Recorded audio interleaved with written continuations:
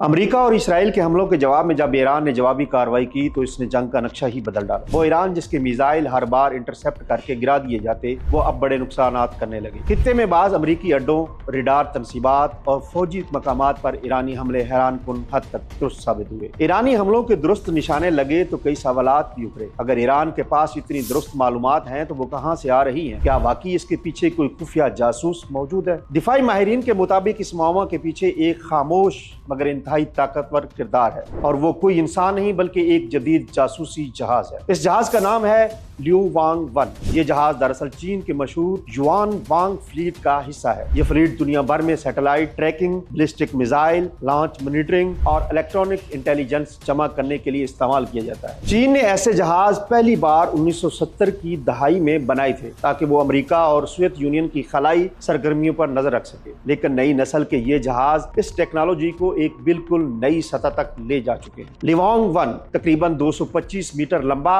और 30,000 टन वजनी एक तैरता हुआ कमांड सेंटर है। इस पर नस्ब जदीद रेडार, सैटेलाइट लिंक्स और इलेक्ट्रॉनिक सेंसर्स बैक वक्त हजारों फजाई और समुद्री आदाफ को ट्रैक कर सकते हैं। दिफाई माहिरीन के मुताबिक इसका मॉनिटरिंग दायरा तकरीबन 6,000 किलोमीटर तक फैल सकता है, यानी खलीज ओमान से लेकर पूरा खलीज फारिस, बहिरा अरब और मशरिक वुस्ता का बड़ा हिस्सा इसकी निगरानी में आ जाता है। दिलचस्प बात यह है कि इस जहाज का असल हथियार मिसाइल नहीं बल्कि डाटा है। जदीद जंग अब बारूद से कम और मालूमात से ज्यादा लड़ी जा रही है। जो ज्यादा मालूमात रखता है मैदान जंग में वही ताकतवर होता है। ये जहाज सैटेलाइट से रियल टाइम डाटा हासिल करता है, बैलिस्टिक मिसाइल लॉन्चर्स को ट्रैक करता है और अमरीकी और इत्तेहादी अफवाज की नकलो हरकत को मॉनिटर करता है। इस टेक्नोलॉजी की वजह से खित्ते में बाज अमरीकी आदाफ पर ईरानी हमले हैरानकुन हद तक दुरुस्त दिखाई देते हैं। मगर एक और दिलचस्प पहलू ये भी है, चीन ईरान का इत्तेहादी जरूर है लेकिन वो अपनी तमाम स्ट्रेटेजिक मालूमात ईरान के साथ शेयर नहीं करता। माहिरीन के मुताबिक चीन सिर्फ महदूद मालूमात फराहम करता है। इसका असल मकसद शायद ईरान की मदद करना नहीं बल्कि अमेरिका को